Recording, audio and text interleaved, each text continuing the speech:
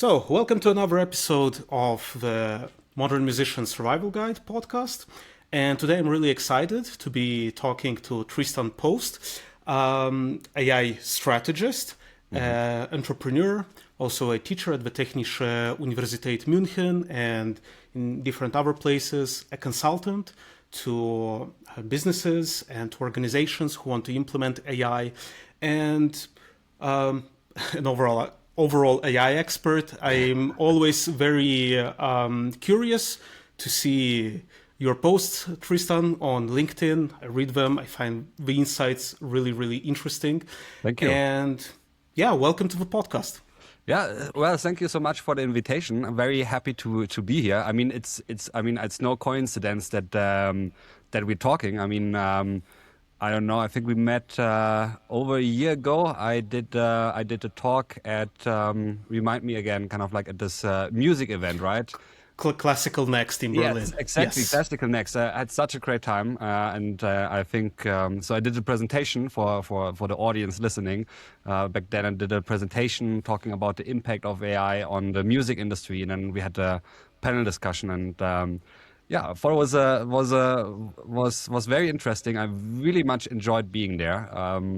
And normally, I talk completely diverse or different people, most of the time obviously people from the tech world, but there are things that I really enjoy. So sometimes I have these gigs where I speak, for instance, in front of movie makers, and this time was kind of like people who are in the classical music industry and are fans, enthusiasts about classical music or music in general. So I really enjoyed being there, and this is also how we met, and very happy to be on your podcast. No, it's really exciting also for me because we just met briefly afterwards. I came to you with a question about privacy because I was like, okay, should I put the memory on or off on the large language models like ChatGPT and so on and so forth? And what I loved, you immediately had like an answer like, oh, there's this new startup that works on that. You can, do, and it was so, you were so into that world. So I was like, okay, we need to have a deeper discussion there. Of course, during the panel with hundreds of people present, not easy, but yeah, thanks for accepting the invitation. And to kind of kick off the conversation, how did you start in the world of AI? Because I read from your website that basically you were already kind of into AI even before, let's say, the larger population knew what was going on with AI. Yeah. So, I mean, so a couple of things. I think originally how I got into the field of artificial intelligence is through my passion for education, which might not sound very, very intuitive. And my passion for education came from because I had great teachers when I was in school. And then in university, my teachers were, well, it was not their priority teaching. And often it was better not to go to classes, but instead just sit with your book in the library and learn about the topic. And I thought, it's a little bit strange because I thought if a professor spends his life on a topic that he is studying, he must be passionate about it. And if I'm passionate about something, I can't be in front of people and talk in a boring way about it. And I mean, maybe this is something we share, right? So you asked me why I'm having this. I'm having this absolute passion for AI, and I think we share something. You have this absolute passion for your Instagram and for your music. And how I came to my passion was actually I was upset with the teaching experience I had at university, and I wanted to understand. Not only complain, but understand if I can do it better. And then when I was doing my master's at the London School of Economics, so I'm originally based from in Munich, but I did my undergrads I did in Italy, and then I went to the London School of Economics to study there at economics and philosophy. I had actually the chance to teach a lot. And I taught very diverse courses. I actually, after my master's, I stayed a little bit longer to continue teaching. And my favorite course to teach was actually econometrics. And econometrics is basically statistics for economists. And what you have to know that a lot of these statistical models are actually what we call artificial intelligence. So when we're trying to predict, for instance, what is the next sentence or when we ask something to ChatGPT, it's nothing else than doing kind of like predicting what is the next sentence, or if we use AI for image recognition. It's predicting what is the most likely thing that we are seeing in this image. It's all based on probability and all therefore based on statistics. So this is how I got started with AI. Obviously, before like at university, AI was already in some kind of like places a little bit used as a buzzword and as a panacea, where they were doing like kind of like in these. I was studying philosophy as well, and we had these philosophical discussions, and I was like, always like, well, and at some point you have AI and it can solve this. So it was very something that was not very tangible to me yet. And then I got into statistics. It was my favorite course to teach because the students hated it. They were afraid of statistics because they failed the first year, and then I had advanced statistics with them. And I thought, okay, it's even worse. And it's for me perfect. It's perfect kind of like expectation management, because what they don't know, statistics is the coolest topic you can have because it's just storytelling with data. And this is basically how we kind of like as humans work. What we're doing is kind of like we try to mimic more or less how we kind of like learn, how we reason. We try to mimic this so the computer can do this, and that's what we call artificial intelligence. This is basically how I got into it, and then I started to take a course in applied data science to get more into the nitty-gritty of the topic. I started to do research for a former professor of mine. He was writing a book, Capitalism in the Age of Robots, and back then I realized a couple of things. So the first thing, and this is something I think that really changed everything for me, is I realized, wow, this is something that completely interests me, that I'm passionate about. And I was always so jealous of people that very early on found their calling and their passion, what they were passionate about, because they could decide early on, okay, well, this is my passion, this is what I want to do later on in my life, so I can plan my life accordingly, so I make sure I reach this goal. I never had this until I came across the topic of artificial intelligence. And the reason why it fascinated me so much, because I really early realized that this at some point is going to be a massive topic, and it's going to be affecting all lives and all discussions that we have. So it's not a technical topic. When we're talking about humanities, AI is coming in. Now we're talking because AI is going to play also an impact on the music industry, right? This is the reason why we're here.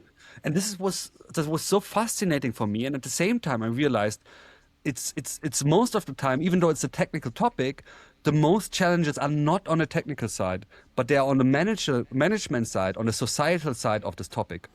And then I realized, okay, well, this is where I want to pursue my career in. And back then, there were not roles as in the intersection of management in AI. This was what I was passionate in, because I'm not the best programmer, and there were no positions like this. So I tried to do what I could do, and I think I left then London, went back to Munich, to Germany, where I'm from, and I joined a startup in radiology where they were using AI to detect anomalies in CT scans of the brain. And I was the first person on the business side. I think I was employee number 6 or 7, was there for 1.5 years. And then I went on. I always wanted to learn something new. My ambition was to be kind of like this translator in between tech and the society in the real world. And I said, okay, well, if my goal is to become this AI expert, this translator, what I have to do is, I don't want to tell stories secondhand, but I want to tell the stories firsthand, and I want to get an idea of this topic from a lot of different angles. So if you look at my CV, it's all related to AI, but I did a lot of different things. So at some point, I mean, I worked as an AI strategist. I have advised like big international companies how to set up kind of like their AI center of excellences. I built up one of the largest startup incubator when it comes to artificial intelligence. I taught the first management course at the Technical University of Munich, which at the end had like over 1,000 students joining my classes. So that was always very fun. And it was the first time I was actually allowed to build up my own course. So really coming from my passion of education, thinking about how can you build up kind of like the coolest course and how can you use kind of like these elements of storytelling to get really people engaged. And I'm very glad that this happened. I mean, at some point, the course went in the first year from 40 students who all said like this was the best course and this is how courses should be. And then suddenly the next term I didn't have 40 students, I had over 1,000 students. And for Wow. me, as a teacher, I mean, you are a teacher as well, is I can like I have this passion for my topic, and for me the most important thing I can do as a teacher is not really to teach but inspire the people, to show them that this topic is like that kind of like to ignite the spark, because only if they're inspired, only then they want to understand more, and then is really kind of like where the learning starts. And in the best case, they want to find careers in the field of AI. And I had a couple of students coming from me saying, hey Tristan, I've been in your course and you helped me kind of like you were the only one who believed in me and helped me to found this AI company, and I just got kind of like funding for my AI startup. So that was really cool. And then ChatGPT came and happened, and this really kind of like blew up, kind of like the hype. Suddenly I didn't have to explain to people what I'm doing anymore, and this really helped me to be positioned very well. And I consider myself extremely lucky to be in the position where I am. I found for myself my ikigai, where I'm really kind of like happy in, and it's I don't take it granted. It gives me incredible opportunities to work with institutions, to work with people I would have never thought I would be working in. So currently I'm advising or I'm an expert for the United Nations Development Program. So just last week I was in Turkmenistan, and I worked there with various ministers and high-level government officials, and supported them in their national AI strategy. And I mean, I consider myself still kind of like the small young boy, kind of like from the neighborhood, and then suddenly I'm there. So like for me, it's like a dream coming true. So in some sense, I'm just a little bit of a nerd when it comes to AI. Yeah, but I feel the passion that Yeah. with which you're talking about this topic, and it's it's amazing sometimes and funny. You mentioned it, like maybe musicians, they kind of those ones that you feel they are playing because they have a passion for it. They kind of knew already that they were going to become musicians, and going onwards, and finding this, this topic, this entire environment that fires you up, Yeah. and also being there when, basically AI was just, well, not just a word, but like most commonly it was, okay, artificial intelligence. I've seen some movie about it. I don't know exactly what it is. And when you're talking about AI, it's not, it's also a very broad field, also because AI Yeah. is not just ChatGPT and the large language models, something that I think is mistakenly thought. But as you said, it's statistics with data and storytelling, which I really love this description. And what do you feel right now from your conversations is the most common, let's say, misconception about AI? I mean, so first of all, I think ChatGPT has done an incredible job at democratizing the technology, and making it very cheaply available to everyone. I mean, you just need access to the internet, and you can log in ChatGPT. Obviously, there are others, even better, in my opinion, better companies where you can access these large language models. But they have done an incredible job at democratizing the technology. But I sometimes feel, to give you a little bit like an analogy, is like this technology is like a car, right? And it's now suddenly available, and now suddenly the whole society has access to cars. Even children, right, have access to these cars, and but no one knows the rules. They're like no kind of like there's no kind of like driver license that you have to take. So everyone is trying to figure out things for themselves. And sometimes I feel like now everyone has the key to a car, and they all kind of like are able to open the car, and everyone is opening the car, and everyone say, well, look at me, I'm driving a car. But what they don't realize, they're always kind of like going in the first gear, uh, and haven't understood how it's kind of like actually working. So I think there are two misconceptions. So the first thing is like a lot of people are afraid what is like, because I mean my job is actually helping with the adoption, helping with democratization, especially in organizations, making sure that people understand what they can do with AI, and these AI are rolled out in a really responsible way, to be honest. So a lot of what I'm encountering is kind of like people, and people of all ages and all walks of life, kind of like how do I get them to understand this new technology? And there's a lot of misconception when it comes to this technology. There's a lot of fear, which is hindering the use when it comes to the technology. And then there's also a lot of people who don't understand how to use this tool correctly, even though they think they understand this tool correctly. So this is something I'm actively trying to tackle.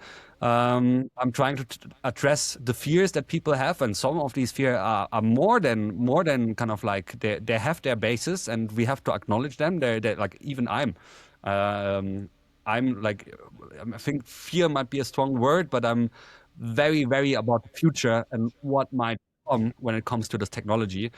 We have seen this with other technologies where we thought, okay, well, in the first place, this is amazing, and then realizing, well, probably it's not as amazing as we think. Talking, for instance, about social media and stuff. Um, or, I mean, we have bigger history with a lot of inventions. We can go back to smoking. We thought, okay, well, this has a lot of health benefits, but then the reverse was true. And we see now very similar discussion about people in the daily lives engaging with this technology. So I think probably when we're talking about these language models, so first of all, we have these language models, but AI is much more than these language models that we have to understand. But when we're talking about language models, because everyone knows these language models, and they're saying a tool, I think this is the biggest misconception. AI has stopped for the biggest part being a tool, right? So when we can ask ourselves, which tool can you ask how to use it, and which tool will respond to you how to use it. And then also what you can think about when it comes to tools, you as a human have the choice how to use this tool. So you can, if you have a knife, you can decide to make yourself a salad, or you can decide to cut people with the knife. Yeah. And Yeah.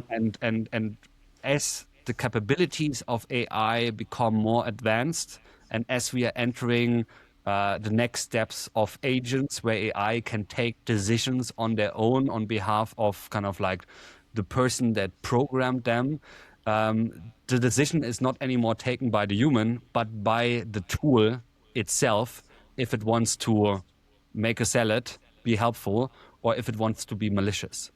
So this has certain implications for us, as a society, but this also means that we need to shift our mindset when it comes to working with this tool. Having said it's not a tool, but thinking more about instead using it as a tool, but how can AI be actually a sparring partner? How can it be more of a personal assistant? And then the mindset changes a little bit, because what you have to think about it's then all about how can I effectively or how does good collaboration with AI look like? And good collaboration is effective, efficient, ethical, and safe. So effective means it gets the job done that you want to do, and efficient in the easiest way. And I mean, ethical and safe, I think this is kind of like, we can understand this. And most time when people complain about AI and they say this is a useless tool, or that doesn't get me where I want, well, it's always violating one of these four criteria. Then you probably are not using the best tool, to say again, tool, task that you have picked for. But I think this is something important to understand. Yeah, absolutely, and I think you nailed it with the yeah, I don't want to say the more worrisome, but at the same time maybe the more pressing issues about. I also don't really feel comfortable saying using AI because it's not because AI is listening to me right now, but the using kind of means, okay, I have it there and I'm profiting from it, which is of course that, but I like the analogy that you made. I'm thinking about the different AI tools as or technology in general is fire. Like Yeah. if you have fire, you can cook a meal, you can warm up your house, or you can burn down a house. Yes. And if you leave the fire to decide on itself, it will spread. Unless you don't put some sort of fences and rail guards around Yes. it. Yes.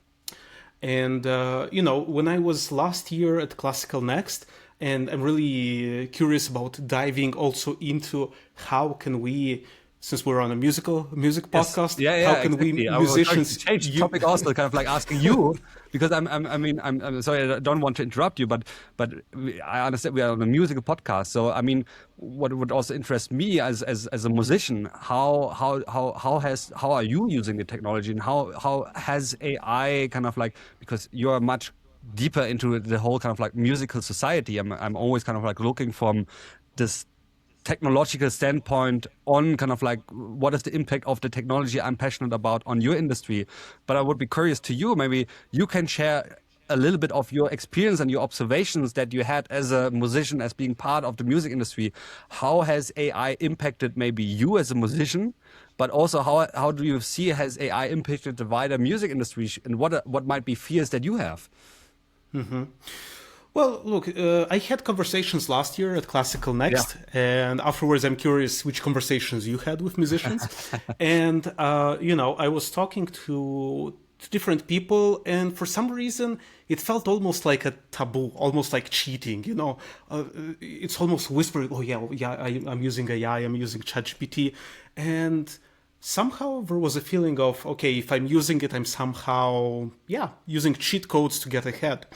In my case, I started, I think as soon as ChatGPT came out, I made an account and started experimenting with it a bit. And afterwards, I was thinking, okay, I'm getting all of these limits. You know what? Let me try one trial month and see how it works with the paid version. And I never went back. Of course, afterwards, now that I don't know how often we're doing modifications, but I noticed some changes in the patterns in which the ChatGPT is answering. And now it's more kind of using these hooks. If you want, I can show you the 7 secrets or the 7 questions that might be asked at this interview or whatever. And I'm like, okay. Before it was, let me know if you need anything. And now it's kind of suggesting, almost like you would feel about social media algorithms, to kind of keep you more engaged. But that's one other topic. And the way I'm using, for example, I'm using AI with this platform that I'm using, Riverside. Yeah. And I find it very useful also because it transcribes immediately everything. If I want it, it can also edit the entire episode. I just need to press a button. It suggests social media posts, also with scores. I mean, it makes my life as a podcaster much easier. And it lets me complete my tasks in half the time, even more maybe. Then all the different graphic designs. And in ChatGPT, I started using also projects. So put all the context there, all the details, all my goals, all the safeguards, what I don't want.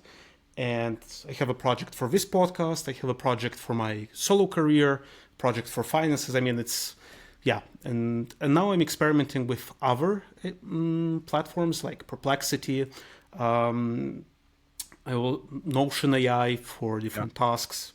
So again, there are different tools that we can use to kind of keep on track and actually make our lives as musicians, because now it has become not only practicing and playing.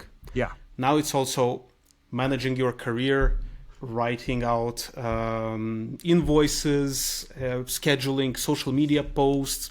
And I think this is something. I mean, with this you're making a point, and I think this is for the listeners also very, very important to understand, because I imagine like most of the listeners are gonna have kind of like probably musicians themselves or have a kind of like a music background.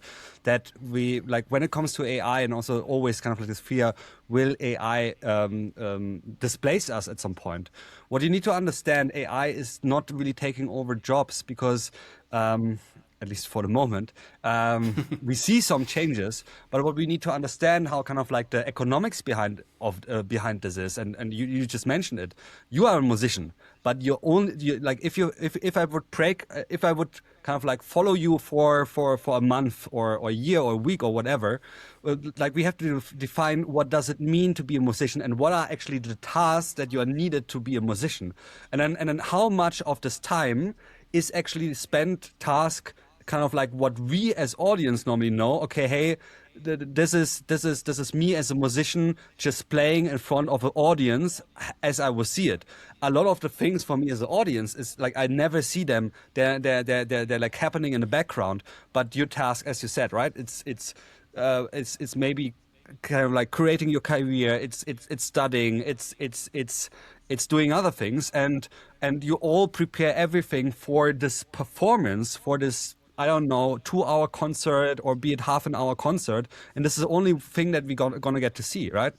And what we see with this technology and AI in the sense is nothing new. We have seen this with every kind of like new technology. It will have impact on kind of like these different tasks that make up your whole job, right? Like a musician 100 years ago, there was no social media, there was no computer. So this was not part of the work of a musician. It looked always slightly different, but there were still musicians, and now you're also a musician, right? So we need to understand that the kind of like, even the job of the musician still exists, like it used to exist back then and it exists now. Probably the tasks of what is a musician 100 years ago was doing and what they are doing now looks completely different, right? And a lot of Absolutely. people would say, well, we don't necessarily like, well, I think there are two kind of like,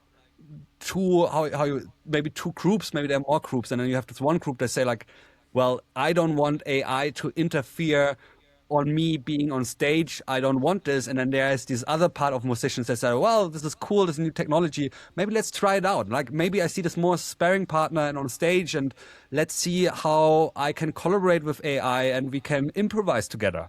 Right. And the funny thing, the interesting thing is for the people listening who are musicians, like, and if you're thinking about what could be my career, history has shown if you're an early adopter of a new technology, this can be an incredible boost to your career because the technology will come sooner or later. There is no kind of like how you can avoid it. But still, if you believe the like AI has nothing to do in kind of like my performance that I'm delivering, what you still can think about, well, there are a lot of things that I can do where AI can do actually three things, right? We're saying, okay, AI can automate tasks. So AI can help you to automate certain tasks where you say, for instance, well, I need to write a lot of social media posts. Maybe I can automate a big part of kind of like drafting these posts with AI. So I have less work to do and I can spend more time on practicing, right?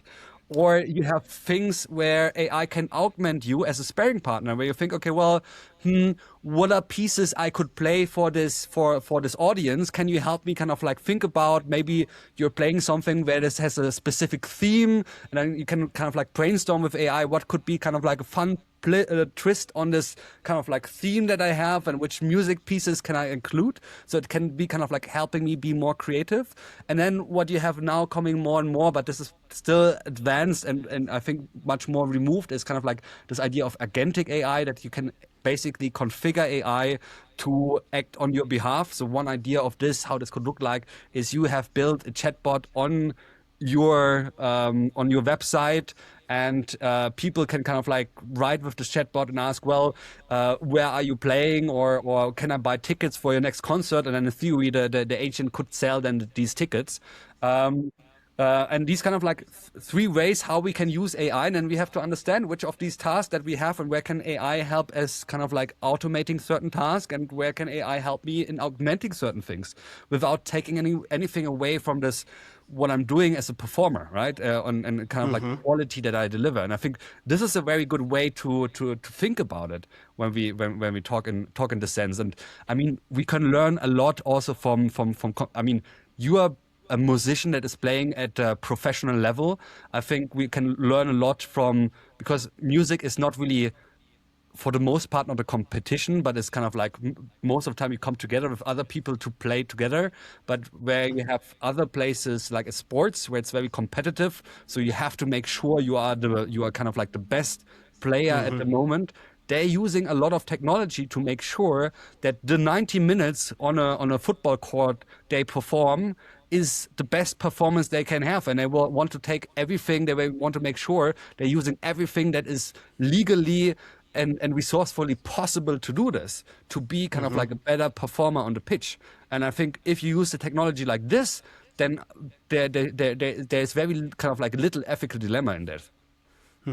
Yeah, absolutely. I mean, I was increasingly I started working with AI more as an assistant, especially, for example, I was applying for different funds and grants for projects and concerts.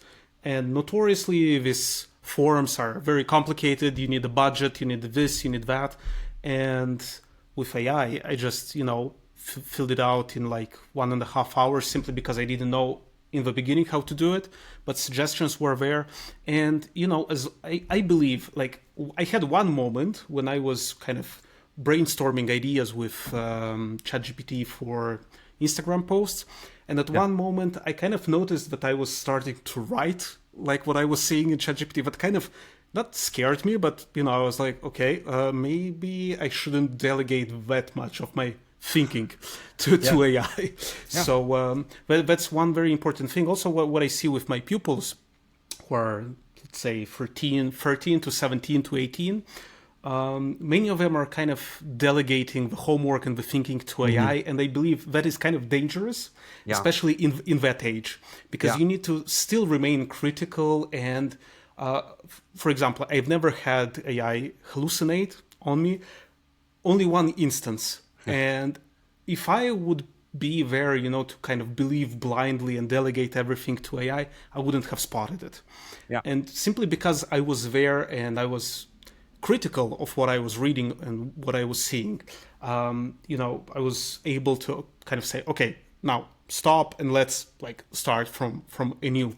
And today I was talking with a colleague who is thinking about organizing a festival, and she's completely overwhelmed because she she tried using ChatGPT and somehow she said that it made mistakes and whatever, so she doesn't trust it.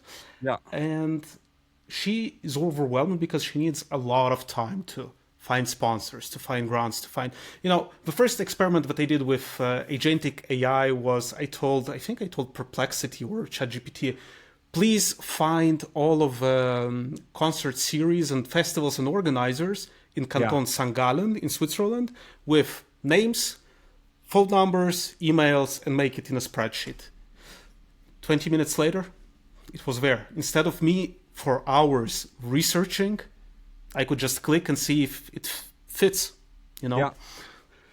I mean, I think there are two interesting points in your story. So first of all, I want to spend a little bit of time in a second talking about this thing that you have, kind of like this danger of outsourcing a lot of your brain function when it comes to AI, because we see this happening. This is not only to AI. We see kind of like with this whole kind of like social media, and especially now the short format on social media, Absolutely. How the attention is getting shorter and shorter and shorter. And I'm pretty sure you noticed this also with your students, and or as we're already there, I mean, we can talk about this already now much more. Sure. I mean, and if you think about it, I mean, this creates a danger. We're talking already that the generation that is coming now after us will be, they will have apparently lower IQ. I have read somewhere they will be less focused, and they will have a lot of challenges. So there is a danger that we're already starting to realize, and we're not fully available to grasp, but we just will grasp it more and more as it will roll out. But where we have these negative tendencies, and we have to be very, very about what this technology is doing to us as society, as humanity in our daily work. And I find it's very interesting if you think about it, what this could mean for the role of music. Because, so think about it, we already have seen something very similar happening to us not when it comes to mental work, but when it comes to physical work. We live now in a world because of technology where most of us people, when we work, we don't have to do physical work anymore. How do we see this? We see this that we as humanity are much less in shape than people even 50 years ago, right? So what have we invented in order to be in shape? We have invented gyms. So it's an artificial way for us because the work that we are doing is not physically challenging anymore to make sure that we are physically challenged. So in the future, the more we outsource to artificial intelligence, the more capable this technology is getting, the more we need to make sure we have ways how we can train our mind like we're training our body to be and stay in shape. And I mean, before we did the podcast, I talked to you and I said, hey, I also at some point I picked up the steirische Harmonika, the harmonium basically. Um, and the reason I have been doing this is because at one point when I picked it up, I was like, I think already 25, and people have been telling me like you have to learn an instrument when you're young. If you're an older, you learn an instrument, you will never master it. And I kind of like I met a guy who was who stopped working, so was 65, became a pensioner, and his doctor said, you know what, you should pick up playing the harmonica because it's training kind of like your coordination, your left and right brain cells, so it will good to keep you fit. And this guy was kind of like teaching himself, and I was like, wow, when this 65-year-old guy can teach himself with 65 years old to play the harmonica, I with 25, I can do this as well to train my brain. So I believe that there is kind of like a huge possibility or maybe even a need in order to make sure we are still kind of like in a mental good shape to even learn more music and kind of like use kind of like the musicality that we have to learn instruments and make sure that not only physically but also mentally we keep in shape. And I see kind of like the music could be a good angle to do this, like it was kind of like with the gyms. Yeah, no, I think it's very curious what you're saying also because like I have a private pupil, a private student who is 84 or 85 years old. Yeah. And she once told me, have you ever noticed that, I start phrases and I don't finish them? Like I never noticed it. Oh, that must be because, when I'm practicing, somehow the connections in my brain are firing together and, the mental capacity is fully there. Yeah. Well, if it's not trained, yeah. What do you think? Music is definitely, even now without outsourcing, our thinking, Yeah. is always good. Also, like there are many studies also for arthritis with fingers, for example. Because if you're playing, you keep on massaging your Yeah. articulations. Yeah. So there's a ton of benefits. But of course, we musicians kind of know that. But what other ways do you think will be important in the future to kind of challenge yourself, intellectually and also like on a thought level? Maybe not. Well, I mean, I think the skill, the thing that you mentioned, and this is the second point that I wanted to make, is you talked a lot about kind of like people using AI and also use spotting and kind of like doing hallucinations, and the question is like, or wait, let me go a step back. So first of all, you said kind of like the story of the friend of yours who's not using it very well. So I mean, you're using it quite well, and you realize what the value is. And I mean, this is exactly what we're trying to do. And most people who don't use it well, they see AI as a tool and they don't understand how to use the tool. So, and if you understand it as a personal assistant, and if you have a personal assistant, what you're doing kind of like when the first time a personal assistant is coming in, you get to know your personal assistant. You get to know where it's good, where it's not good. And then you start based on this, you understand, okay, which tasks do I want to give to my personal assistant? And the story you mentioned from kind of like the friend of yours who has difficulties using AI, I think it's because of this misconception I was telling you earlier about that creates this challenges when it comes to AI. And for people listening who had maybe not so much exposure with artificial intelligence, do exactly this. Don't think it as a tool. Go in a sparring mode, have a conversation with AI, and maybe just start a conversation saying, "Hey, I'm." introduce yourself, like say, okay, well, I'm doing X, Y, Z, and can you help me figure out maybe how AI can be helpful to me in my work? And then and starting to have a conversation and trying to understand how can you help me, how should I communicate, and really getting to know kind of like the tool. I mean, it's the first time that you can ask that. And the second thing that you mentioned, what I found very, very interesting, that you said, okay, well, that you spotted kind of like the time that you have hallucination, and you see the danger of the young people that can't really, like, if they outsource the thinking, they don't know what is right and what is wrong. And I think there is such an important insight in there in just the story. And this insight is, what makes you kind of like good, or what do you need in order to understand if the outputs of the tech of AI are actually good, are actually useful. And it's all based on your expertise. So your expertise that you have is becoming more and more important.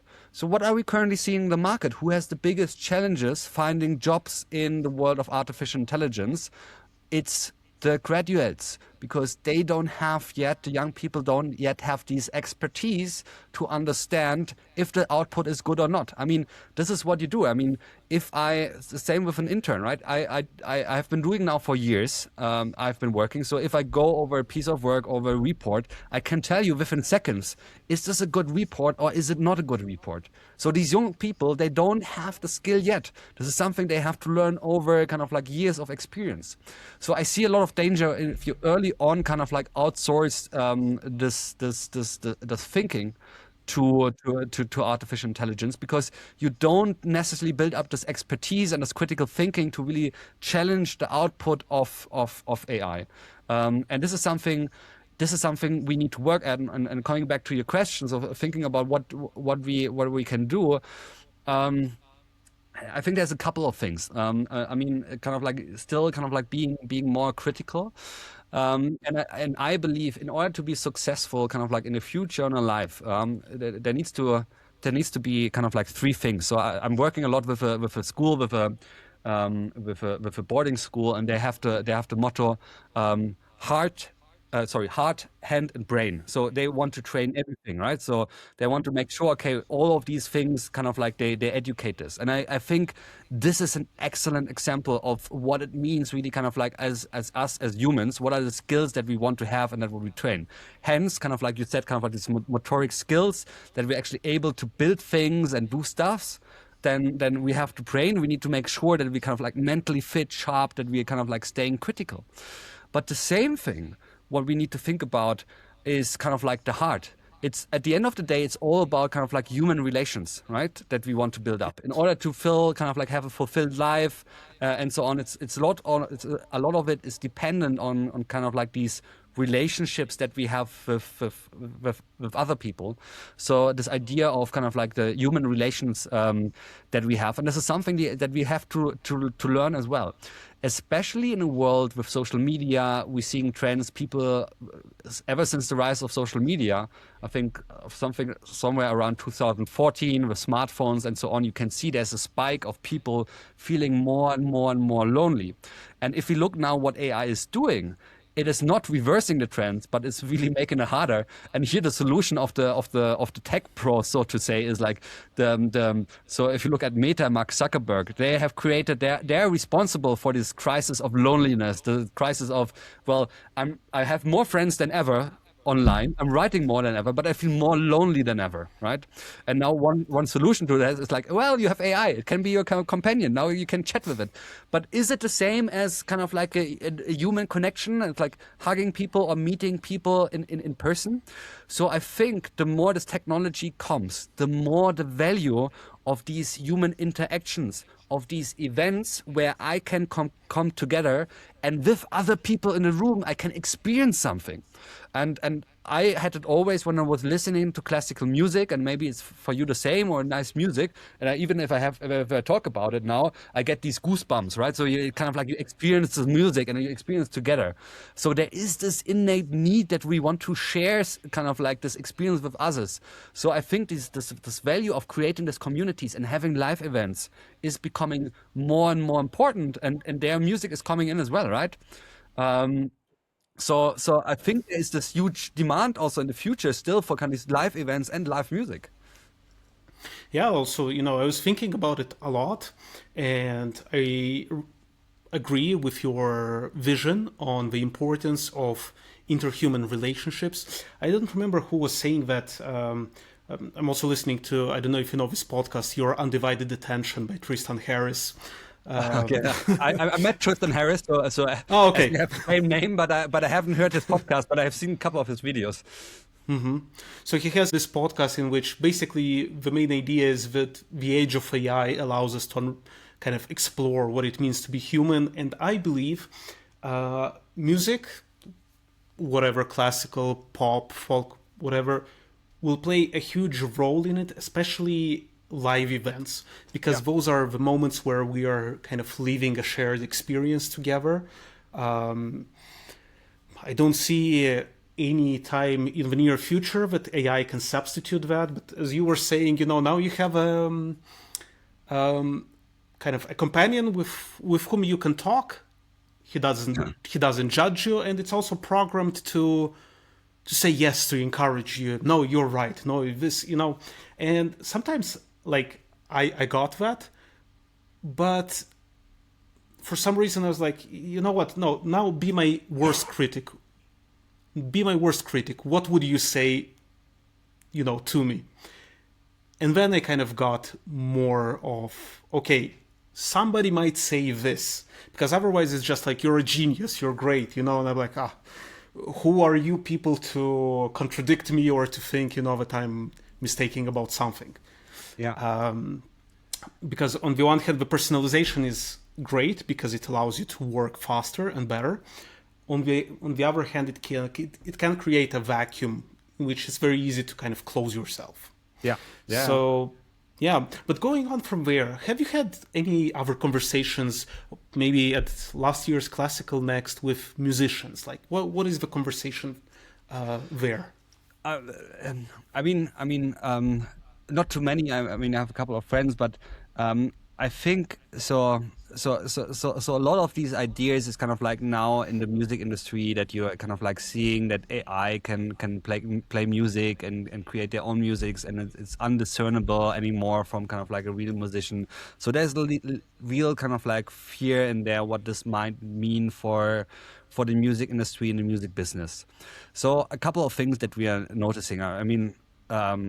You see it on Spotify. You have more kind of like AI related music. You have these artists that are completely with AI. You see this trend. First of all, if people realize that this musician is not a human but it's AI, they value it much less. So there seems to be something that we as humanity value just because it's created by humans per se. I think this is that's an interesting observation.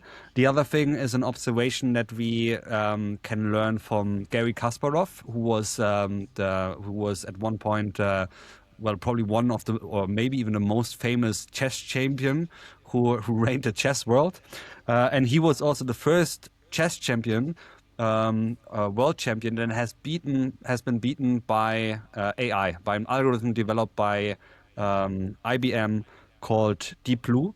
And he was very unhappy on losing. I remember so it was 1996 or 1997, kind of like the match where he quit the game and was like angry and like really a sour loser. But maybe you have to be a sour loser when you want to be the best, because the winning is always to win. And then you have 30 years later, over 30 years later, you have kind of like conversation where he's going around and he's saying kind of like, well, AI is now able to play better chess than any human player, but people don't enjoy watching games that are played only by AI, where AI is playing against itself, or against another AI. They enjoy kind of like this human experience. And I think, and maybe for the listeners who are musicians, maybe I'm also a bit jealous, because if we look where kind of like the journey is going, and if we kind of like, so if we look where the journey is going and what is going to happen is, all these big AI companies are trying now to develop something we call artificial general intelligence. So AI that is able to do all the tasks that we as humans are doing. So when this will happen, we don't know yet. But when we have, in theory, AGI, like will mean a big reshuffling also for our work and our human relationship with work. So, and this is probably what then you mentioned Tristan Harris. What Tristan Harris is basically saying, referring to AI, it shows out what it means to be human. And I think it very much goes into this direction. And I'm very jealous actually of musicians, because if we use this idea of artificial general intelligence, and that this might be coming at some point, and then we need to redefine what work means, because maybe AI at some point can do all the work things that we are doing, then we have to understand what does it mean to be successful in a world where everything what we humans could do is done by AI. And I think what it means to be successful is, or in order to be successful as a human, is only if your goal is that you want to create value for other humans. Because if your goal in your life is not to want to create value with other humans, no one wants to interact with you, and then you become an outcast of the society. And maybe be not as successful. And I mean, what are you doing as musicians? I mean, as musicians per se, your goal is kind of like to create value for others, to people sitting around and just kind of like enjoying the music, listening to the performance. So I think you are actually very well equipped for post AGI society and economy as musicians. Yeah, I was also thinking about that because, there was a lot of this talk about AIs taking our jobs and so on. And so, for some reason, I was like, yeah, but, like we musicians, well, first of all, like nowadays in the capitalistic society, we're not that much valued in the sense that we're not being paid that much for our jobs. But at the same time, the experiences that we kind of connect with people, those are authentic. And as you are saying, when the paradigm shifts and the AI can do any job better than a human being,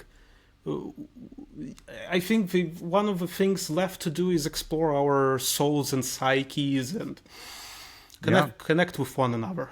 And or we become space explorers. That's the other option that we can do. For example. Well, Tristan, I'm very aware of your time, and before kind of rounding up this conversation with a quick fire round, what would you say are the top, let's say, 3 to 5 skills that you think, in our case as musicians, we can develop in order to coexist and enhance ourselves with AI? So I think, we've talked already about the first skill, and I think every musician has this kind of like this innate desire to create value for other people. I think this will be long term one of the most important skills, and this maybe, as we said, will maybe put you even far ahead as people who are going to be successful in a post AGI economy. I think definitely kind of like curiosity to try out new things, especially in a time where things seem to change faster and faster and faster. The most important skill is to keep learning. And you as a musician, this is what you're doing, right? You keep practicing, you keep learning your whole life. Again, very well equipped in theory for kind of like this, the things that we are seeing, kind of like this ability to be curious, to learn new things. I think, and then we have it, like the innate desire to create value for people, curiosity for this new technology, what is coming, and be willing to use it and try it out without having maybe initial kind of like fears or stigma that are attached to technology. Just kind of like be very non-judgmental and just try it out and see what it means. And then this very good ability to continuously learn as technology and therefore society is changing faster and faster. You have to adapt again and learn and learn and learn new. I think these are the 3 most important skills. Perfect. I couldn't agree more, honestly. Great. So the first question of a quick fire round, the first thing that comes to mind. Mm-hmm. So what's one belief about AI that you had to unlearn?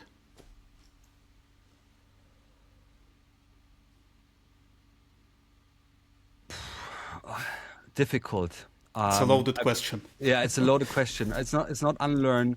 I mean, very similar to what I said. I have to continuously, like, even if I think I understand the thing, I always have to go back in this mindset of a beginner, because if you think about generative AI, this technology is now out there a little bit more than 3 years. I'm also a beginner when it comes to using generative AI. That's the nice thing about everyone. Like, this technology is new, they're new beginners, and kind of like, even though I've been working now 10 years in the field of AI, that I constantly see myself again as a newbie when it comes to AI. I think was something very important that I had to learn, and was also a challenge with my ego, I guess.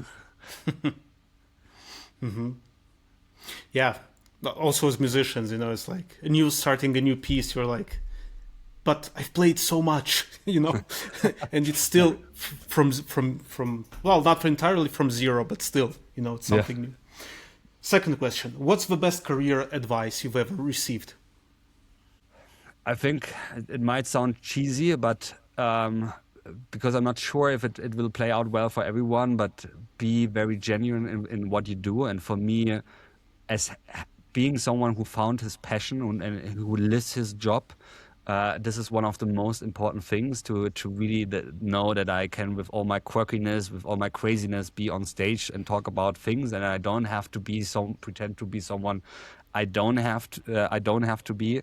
It works for me extremely successfully, but it took me quite a long time, and I was questioning for a long time, is this really kind of like the right career? Because I mean, I've been in the field very early on, before it was a cool topic, and I saw people, friends of mine, choosing careers in finance, in consulting. I mean, I also now do consulting in AI, but bringing home much more money than I do. And I was like, I'm not sure. Like, this money, obviously, you need money to a certain extent, but I always wanted to be genuine to the things, and for me, it played out extremely well. And going back to the point about being an early adopter, you're Yeah. ultra early in adopting it. So, yeah. And relative to the second question, the third question: what's the worst career advice you've ever received? Don't go into AI. No, no, no, that's definitely not. There are a lot of different things. I'm not sure. Like, so the thing is, I'm very much a self-made kind of like man. Like, I taught myself most of the things. I taught myself. I was, for the most time in my life, I didn't really had any mentors that could kind of like take me and give a lot of advice. So I had to figure out a lot of stuff myself. And I think one thing that I figured out as a founder and so on, like, even though you want to be nice, and I'm a nice person, in my job I can't be nice all the time. Like, you have to take tough decisions and go ahead sometimes, even if you don't want to be.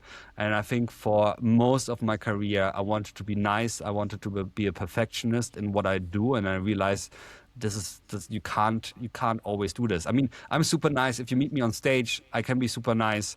But sometimes you have to take tough decisions if you want to be kind of like a leader in your field. You have to walk the path, not even less walked, but maybe you have to create new paths. And taking these paths are not always easy, and sometimes they require you to do certain things you don't want to do, but you still have to do. I think what resonates a lot with us musicians, I mean, with me now that you were saying that, because it comes also down to, for us performing, it's kind of like people pleasing, or, Yeah. the repertoire that people like, okay, I'm going to play that. If you don't believe in that repertoire or in those pieces, people can hear that. So, but if you believe in your art, in your direction, and the audience will find you in the end. Yeah. It will work out. What's one mistake you see people repeating over and over when it comes to AI? But I think we talked a bit about some mistakes. Yeah, I think mainly treating it as a tool, and then complaining that this tool is not working, and it's often for me like well, you may be using the wrong tool for I always use kind of like the example of a screwdriver. Like, you have a can in your hand, and you want to open the can, and then you're taking a screwdriver, and yes, you can open a can with a screwdriver, but then you complain and saying like, well, this tool is not very good at opening the can. And I'm like, yes, obviously, because you're using a screwdriver. It was meant for something completely different. I feel that is happening a lot in the world of AI, that people are using AI and they're like, well, this is not very good at using it. Like, yeah, it's not meant to be that or do that. It can do that. Like, if you know how to do it, yes, it can do it, but then it's probably not effective and it's not efficient. So it's not it doesn't meet the criteria for good collaboration with AI. So Yeah, I mean, people can also open beer bottles with a lighter, but it doesn't yeah, mean that it's meant for that. yeah, Absolutely. And something I remember what you were saying about talking with AI and kind of getting to know your sparring partner and your assistant in a way. I remember when I tried Perplexity the first time, I asked Perplexity, what are you good at? Like, what distinguishes you from all the other ones? And it told me, I'm better at this, I'm better at research, I'm better at this, and yeah, because if I just repeat the same thing that I do in ChatGPT or Notion AI, it just doesn't make sense. So, yeah, yeah. yeah, it's true. And normally, like, if you have a personal assistant, right, you would also go further. You wouldn't say like, "What are you good at?" You would say like, "Hey, how do you like being talked to? Like, how should I work with you? Like, do you perform under pressure? Do you want me to be nice to you, and so on?" And you get to know them, right, and also how they work and what you can use them for. And you should adopt the same mindset when working with AI. And the last question, what's one small habit that helps you stay consistent or grounded in your work? Um, not necessarily grounded. I mean, I think one habit that so I have habits for helping me staying grounded. I have habits to being persistent. I mean, my goal or my role is to be always in front of the wave, to know what the technology is doing, and then showing the people kind of like way and how they can do this. So one way that always I think have helped me and be in the place where I want to be is not only use the technology and try the technology, but also talk about this, write about this, teach this. You like I think there's the saying, if you really want to master a topic, what you should do is you should teach this topic. And this for me has become very true because it helped me kind of like not only think about AI as a user, but also thinking about as an educator, what do I have to understand? Where are the patterns, where are the frameworks that can not only me help to understand this technology, but also other people to help this technology. And I think this always has helped me to be at the place where I am. And then also kind of like, I mean, a bit of my personality. I don't take a no for a no. I really want to kind of like I can be extremely persistent. But I mean, you're the same, right? Like we are talking. I mean, you are a successful musician because you're persistent. You're passionate about the topic, and you have spent thousands of hours dedicating your life to this passion that you have. This is what people don't see.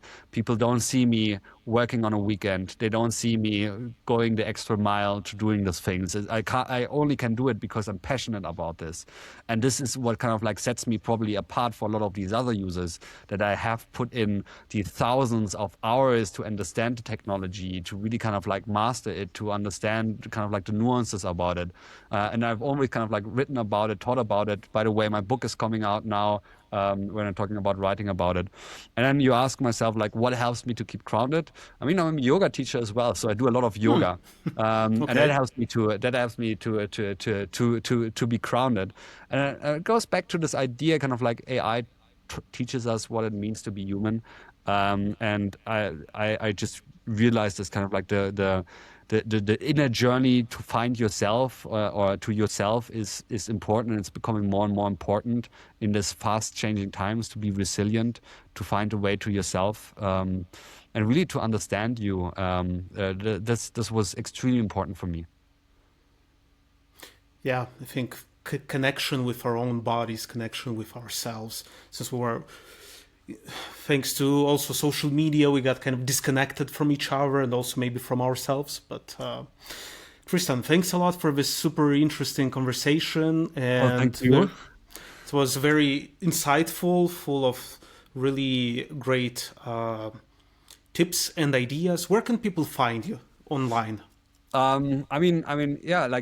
So first of all, thank you so much for inviting me. It was all my pleasure. I really enjoyed it, and also having your discussion and kind of like getting your insights, your kind of like view on how you're using AI, and then building up on this. I think it was I really enjoyed kind of like, because it was very much kind of like a two-way conversation that we had. They can find me. I'm like, if you Google me, Tristan Post, I will pop up. I'm very active on LinkedIn. I'm quite known in the scene. So follow me on LinkedIn. This is where I'm kind of like the most prolific, where I post a lot. Unfortunately, I reached my maximum of connections, so you just can follow me, but always shoot me a message. I'm always keen to respond and stuff. And yeah, if you need someone on AI, I actually worked with the Berliner Philharmoniker on AI, how they can bring AI into their institution. And if you are kind of like from the music scene and you're wondering how you can do this, contact me, write me. I might be there. I can help you. Probably can even get you funding to do this. So yeah, just track me. Cool. I will link all of these places in the description of the episode. And Tristan, thanks again. I really hope to meet you in person when I'm next in Munich. Or Yeah. if you come to Vorarlberg, let me Yeah. know and we will meet I up. want to get some harmonica lessons, to be honest. So the next time I'm in Vorarlberg or you're in Munich, you have to give me some. Absolutely. We'll organize it. Yeah. Thanks Perfect. again. Thank you. Thanks for listening to this episode. Make sure to like, subscribe, rate, and comment this episode. Subscribe to the podcast and send in questions or topics that you would like to hear about on the next episode. Thank you for your attention and see you in the next episode.